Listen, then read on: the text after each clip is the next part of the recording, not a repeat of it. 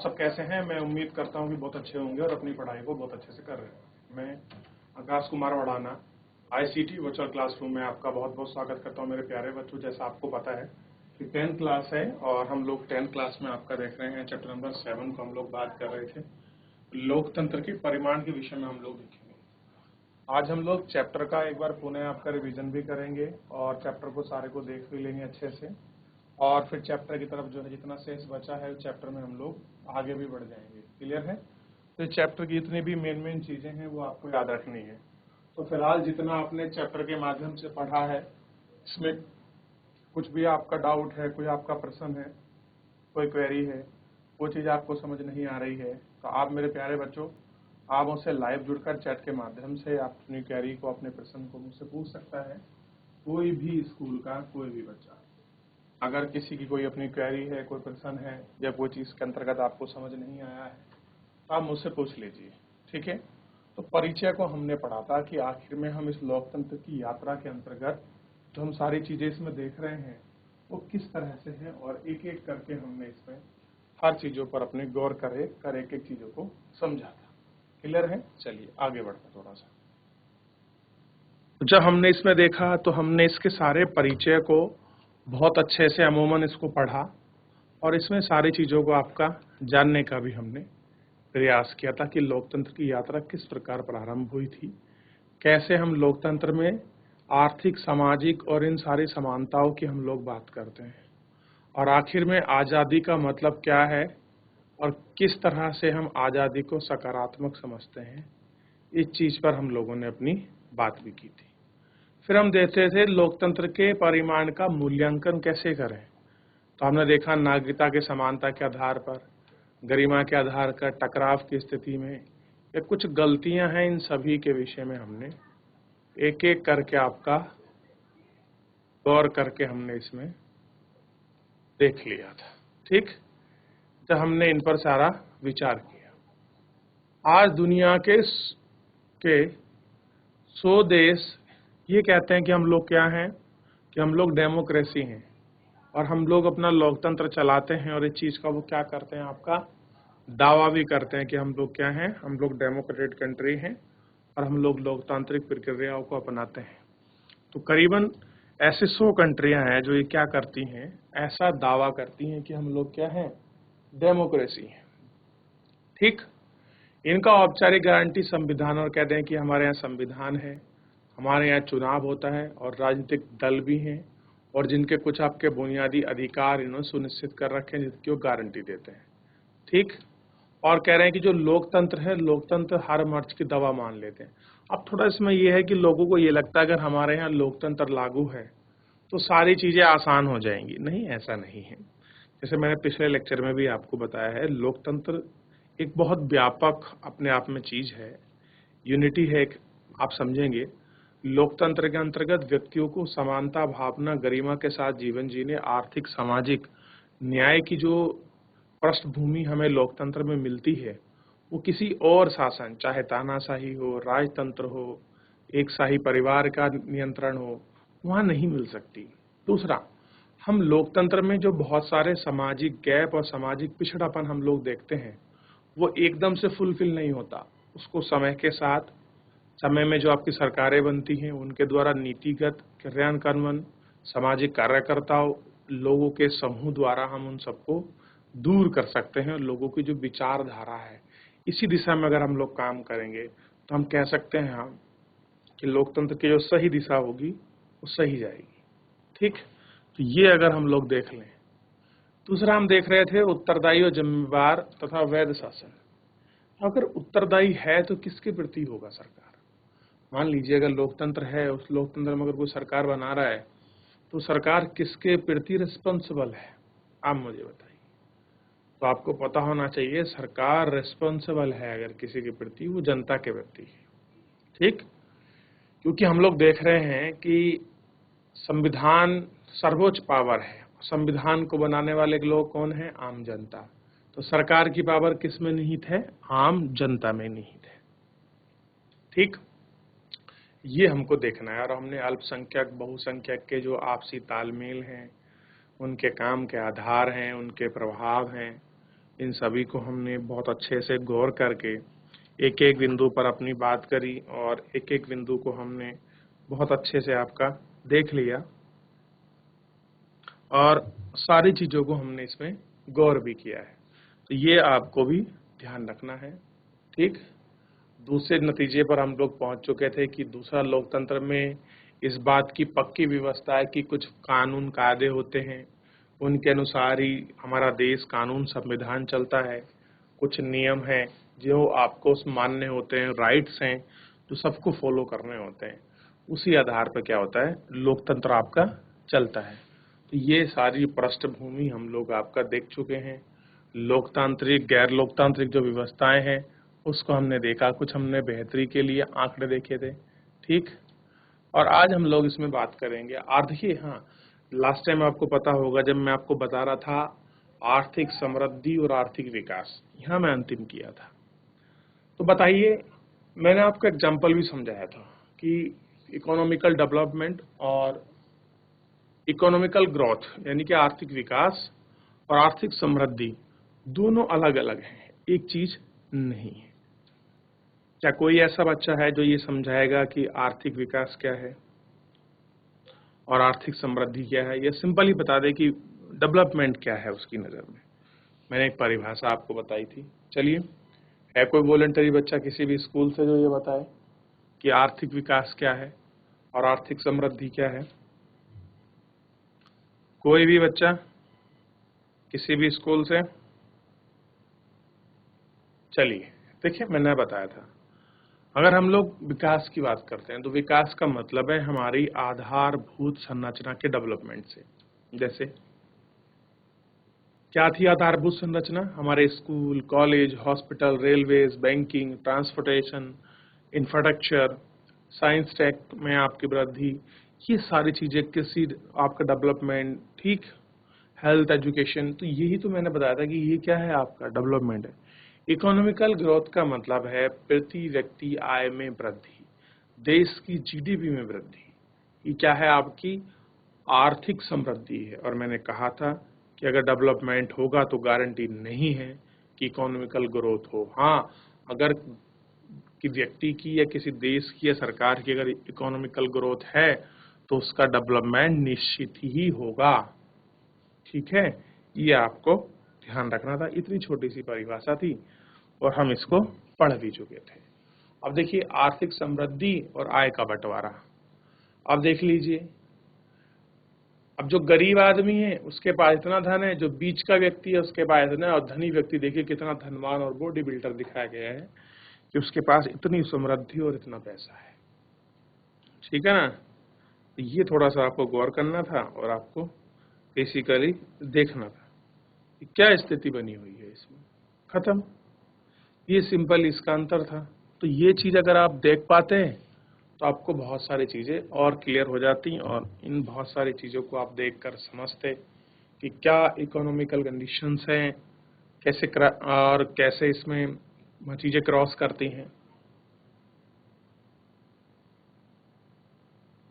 चलिए, अभी तक जितना हमने पढ़ा है, अभी तो हम बस ये मान लीजिए कि जो पिछला बचा हुआ था हम उनको रिवीजन किया है। पढ़ेंगे तो अब इससे आगे। तो किसी को कुछ पूछना है, किसी का कोई डाउट हो, कोई चीज आपको समझ नहीं आ रही हो मेरे प्यारे बच्चों, तो आप मुझसे लाइव जुड़कर चैट के माध्यम से आप अपनी क्वेरी को, आप अपने प्रश्न को, अपने डाउट को मुझसे पूछ सकते हैं। कोई भी स्कूल का कोई भी बच्चा। चलिए आगे देखते हैं। लोकतंत्र की आर्थिक उपलब्धि। लोकतंत्र के पक्ष में दिए जाने वाले तर्क बड़े भावपूर्ण होते हैं। कह रहे हैं कि जितना भी हमें लोकतंत्र में जितने भी उपलब्धि के जो हमको एग्जाम्पल मिलते हैं, उनमें जो आपके सबसे बड़े पक्ष हैं वो बड़े भावपूर्ण तरीके से दिए जाते हैं। ऐसा होना भी चाहिए, क्योंकि क्या कह रहे हैं कि लोकतंत्र में खासियत हमारे गहरे मूल्यों से है। इन तर्कों में इर्द गिर्द होने वाली बहस को साधारण तरीके से नहीं निपटाया जा सकता। फिर भी तथ्यों और आंकड़ों के आधार पर लोकतंत्र के बारे में थोड़ी सी बहस चलने में हर्ज नहीं है। लोकतंत्र की आर्थिक उपलब्धि के बारे में भी ऐसी बहस की जा सकती है। वर्षों से लोकतंत्र के अनेक अध्येताओं ने सावधानी पूर्वक इकट्ठा किया बताते हैं कि लोकतंत्र का आर्थिक विकास और आर्थिक असमानताएं कैसे रिश्ता है। यह दिखाया गया है चार्ट और नक्शे में, कुछ एग्जाम्पल दिए गए हैं, आप उन एग्जाम्पल्स को समझ सकते हैं। चार्ट 1 बताता है कि आर्थिक विकास के मामले में तानाशाही का रिकॉर्ड थोड़ा बेहतर है। बताया था कि तानाशाही थोड़ा अच्छी है, लेकिन सिर्फ गरीब मुल्कों का रिकॉर्ड की तुलना करें तो यह लगभग अंतर समाप्त हो जाता है। अगर आपस में कंपेयर करें तो समाप्त है। इसकी बात कर रहे हैं तो आपको पता होना चाहिए, जो इकोनॉमिकल ग्रोथ है इसकी हम लोग बात कर रहे हैं। चार्ट 2 बताता है कि लोकतांत्रिक देश के अंदर भी भारी आर्थिक असमानता हो सकती है। दक्षिण अफ्रीका, ब्राजील, ऊपरी जैसे देशों में 20% फीसदी लोग राष्ट्रीय आय के 60% हिस्से पर कब्जा है। अब देखिए, कह रहे हैं कि अफ्रीका और ब्राजील जैसे देशों में 20% पॉपुलेशन का 60% देश के जो राष्ट्रीय आय है उन पर कब्जा है, जबकि उससे नीचे 20% आबादी राष्ट्रीय आय का मात्र 3% हिस्सा रखती है। डेनमार्क और हंगरी मुल्क में ये कहीं ज्यादा बेहतर कहेंगे कि इनसे ज्यादा अच्छे कहाँ से हैं? डेनमार्क हैं, ये हंगरी हैं, और ये सब चीज कैसी हैं? इनसे कहीं ज्यादा आपको दिखाई देगी। ठीक है ना? ये थोड़ा सा आपको देखना था। अगला देख लीजिए, इसमें अगले में बात कर लीजिए। अब कह रहे हैं कि आप कार्टून देखते हैं कि गरीब वर्ग के आगे सादा अफसरों की असमानता बरकरार कर रखती है। अगर आमदनी के समान वितरण और आर्थिक प्रगति का आधार मानकर लिया जाए तो लोकतांत्रिक व्यवस्था काम काज का ही मूल्यांकन करना ही आपका फैसला होगा। ठीक, क्या होगा? आपका काम काज का जो फैसला करना ही वही आपका मूल्यांकन होगा। तो इसके विषय में थोड़ा सा आपको ध्यान रखना। अब देखिए, हर एक चीज को हमने देखा कि किस तरह से हम लोग इसका मूल्यांकन करते हैं। अब थोड़ा सा एक बार चार्ट देख लीजिए। इस चार्ट में आपको थोड़ी सी वृद्धि और समृद्धि का जो बेसिक अंतर है, डिफरेंसेस है, वो आपको दिखाई देगा। ठीक, चार्ट 1 को देख लीजिए और चार्ट 2 को देख लीजिए। शासन के प्रकार और देश हैं। जहां पर सभी लोकतंत्र है वहां पर 3.95 आपका डेवलपमेंट रेट है। तानाशाही में 4.42 है। तानाशाही वाले गरीब देश में 4.34 है और लोकतंत्र वाले 4.28 है। और अगर दूसरे देश में देखें कि कैसे चुने हुए देशों में असमानता है, और इस पर हम लोग अगर गौर करें, इस पर हम लोग विचार करें, हमको दिखाई देगा कि दक्षिण अफ्रीका में जो 20% पॉपुलेशन है उसके पास नेशनल इनकम का 64.8% पैसा है, और जबकि 20% के पास 2.9% है। ब्राजील में 63% है। 20% पॉपुलेशन पर देश की नेशनल इनकम है आपका 63%। ऐसे ही जो गरीब लोग हैं उनके पास 2.6, रूस, ब्राजील, डेनमार्क, हंगरी वगैरह इसमें दिखाया गया। और ऐसे ही कहाँ दिखाया गया? अमेरिका की स्थिति भी देख लीजिए, कोई ऐसी वो नहीं है। देखिए, आप रूस को देखिए। रूस में 20% लोग ऐसे हैं, ध्यान दीजिए आप लोग, कैसे हैं रूस के, आप लोग देख पाएंगे। रूस के 20% लोग ऐसे हैं जिनके पास नेशनल इनकम का 53.7% है, और यूएस में अगर कंपेयर करें तो 50%। तो ये आप देख सकते हैं कि ऐसा नहीं है कि जो आपकी डेवलपमेंट कंट्री है उनके बीच आय का लेकर कोई डिफरेंसेस नहीं है, नहीं, उनके बाद भी आपको बहुत अंतर दिखाई देंगे। अब बात कर रहे हैं कि कैसे हम दूर करेंगे असमानता और गरीबी को, हम इसमें हम कैसे कमी लाएंगे, तो हमको ध्यान देना है। तो असमानता और गरीबी में कमी हमको देखना है। देखिए, आर्थिक समृद्धि की बात तो खैर ही है, लेकिन लोकतांत्रिक व्यवस्था से ये उम्मीद रखना कहीं ज्यादा तर्कसंगत है कि वे आर्थिक असमानता को कम करेंगे। क्या बात कर रहे हैं कि वो क्या करेंगे? आर्थिक असमानता को कम करेंगे। जब देश में आर्थिक विकास तेजी से होगा तो क्या आमदनी का वितरण किस तरह से हो पाता है और हम सभी उसका बार बार लाभ मिलने और सभी लोगों को बेहतर जीवन गुजार सकेंगे। क्या लोकतांत्रिक व्यवस्था में आर्थिक समृद्धि और लोगों के बीच आर्थिक समानता का साथ बढ़ना ही है? क्या लोकतंत्र आने पर से अवसरों और वस्तुओं का न्यायपूर्ण वितरण हो पाता है? अब देखिए, अब जितनी चीजें मिली, क्या सबको बराबर लाभ मिल रहा है? सबका जीवन बेहतर कैसे गुजरे? और लोकतांत्रिक व्यवस्था में आर्थिक समृद्धि और लोगों के बीच जो असमानता है उसका बढ़ रहे हैं, हम उसको कैसे कम करें कि लोगों को अवसरपूर्ण चीजें मिले और न्यायता से उसका जो हो सके आपका वर्णन हो सके, ये हमको थोड़ा सा ध्यान रखना है। ठीक, याद रहेगा इतना? तो यहां तक कोई किसी को दिक्कत, कोई चीज ऐसी हो जो आपको समझ ना आई हो इसमें? मेरे प्यारे बच्चों, आप मुझसे पूछ सकते हैं। चलिए आगे बढ़ जाते हैं थोड़ा सा। देखिए, लोकतांत्रिक व्यवस्था राजनीतिक सत्ता पर आधारित होती है। प्रतिनिधियों के चुनाव में हर व्यक्ति का वजन बराबर होता है।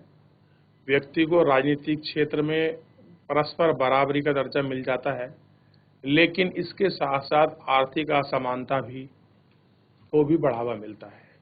मुट्ठी भर धन कुबेर आय और संपत्ति में अपने अनुपात में बहुत ज्यादा हिस्सा पाते हैं।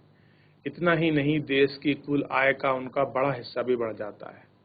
समाज के सबसे निचले हिस्से के लोगों को जीवन स्तर करने के लिए काफी कम संसाधन मिलते हैं और उनकी आमदनी गिरती जाती है। कई बार उन्हें भोजन, कपड़ा, मकान, शिक्षा, इलाज जैसी बुनियादों की जरूरत भी पूरा करना भी आपके लिए क्या जाता है, उनके लिए मुश्किल हो जाता है। वास्तविक जीवन में लोकतांत्रिक आर्थिक असमानताओं को कम करने में ज्यादा सफल नहीं हो पाया है। ये आपको ध्यान रखना है।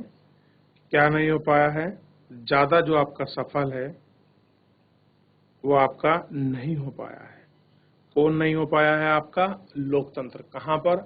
आर्थिक असमानता को, उन्हें सामाजिक असमानता को दूर किया है, उसने राजनीतिक जो असमानता है उसको दूर किया है, लेकिन कहीं ना कहीं वो, आपको ध्यान रखना है, वो दूर नहीं कर पाया है।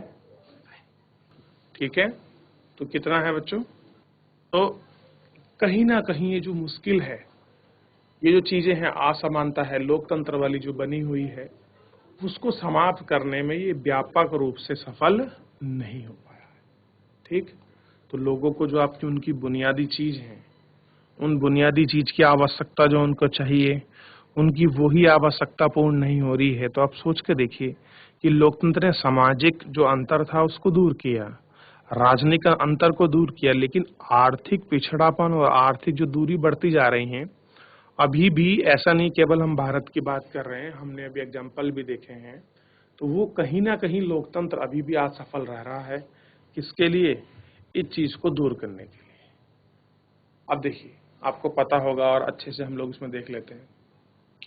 कक्षा 9 की पाठ्य पुस्तक में आपने भारत की गरीबी के बारे में पढ़ा है।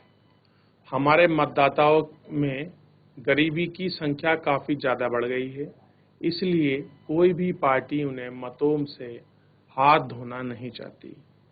अब जैसे जो हमारी पॉपुलेशन है, पुअर पॉपुलेशन, उसका जो नंबर ऑफ पॉपुलेशन है वो ज्यादा है, यानी कि गरीब जो लोग हैं वो संख्या के रूप में ज्यादा हैं।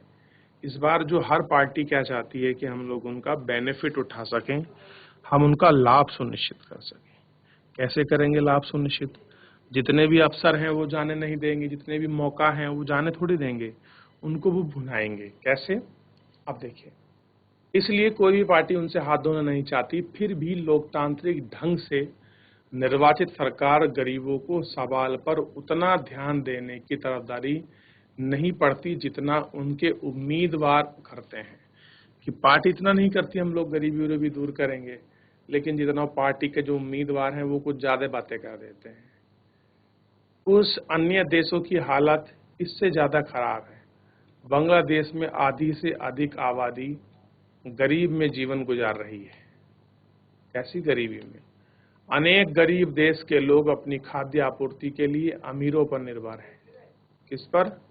अमीर लोगों पर आपका निर्भर हो गए हैं।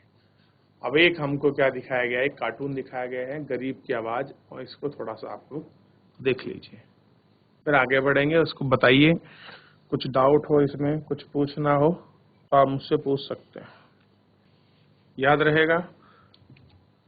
तो देखिए, अभी हमने, जैसे मैंने आपको यहाँ बताया था, इसमें आपको पता होना चाहिए कि आर्थिक विकास के मामले में थोड़े तानाशाही जो हैं वो क्या है, और ज्यादा अच्छा रिकॉर्ड पाए।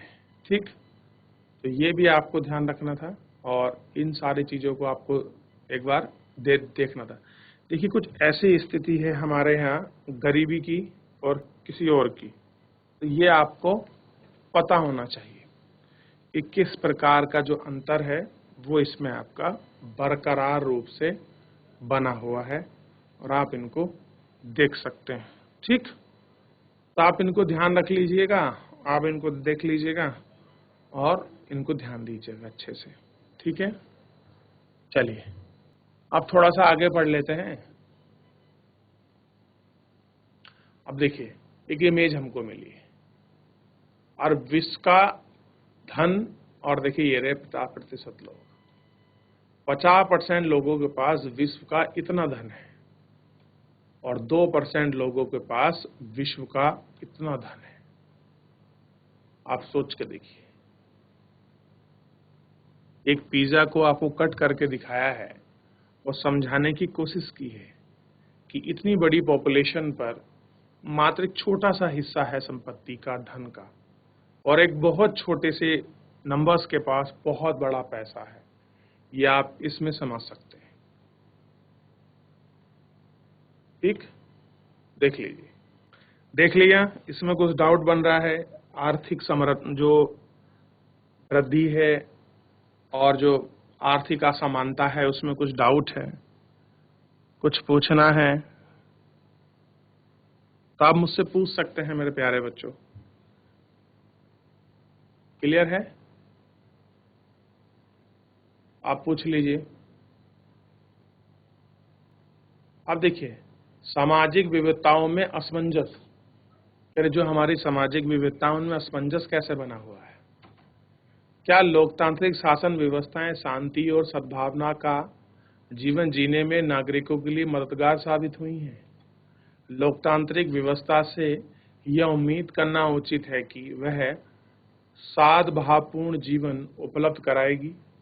हमने पहले के अध्याय में पाया है कि लोकतांत्रिक व्यवस्था अनेक तरह के सामाजिक विभाजन को संभालती हैं। हमने पहले अध्याय में देखा है कि बेल्जियम ने अपने यहाँ विभिन्न जातीय समूह को अक्षांशों के बीच सफलतापूर्वक सामंजस्य स्थापित किया है। लोकतांत्रिक व्यवस्थाएं आमतौर पर अपने अंदर प्रतिद्वंद्वी को संभालने की प्रक्रिया विकसित करती हैं। ऐसी हैं, संभालने की जो चीजें हैं, जो प्रक्रियाएं हैं, उनको विकसित करती हैं। इससे इन टकराव को विस्फोटक या हिंसक के रूप में आदेशक कम हो जाता है, और क्या होता है, जो टकराव होने वाला है, जो चीजें टूटने वाली हैं, वो कम हो जाती हैं। कोई भी समाज अपने विभिन्न समूहों के बीच हितों के टकराव को पूरी अस्थायी रूप से नहीं खत्म कर सकते, पर हम इनको अंतर और भेदभाव को आदर करना सीखते हैं। इन सब बातचीत में असमंजस बैठाने का तरीका विकसित कर सकते हैं। इसे काम के लिए सबसे अच्छा गैर लोकतांत्रिक व्यवस्था आमतौर पर अपने क्या है, आमतौर पर अपने अंदरूनी समाज में मतभेद को फैलने से निपटाने पर इन चीजों पर दबाव डालने की कोशिश करते हैं।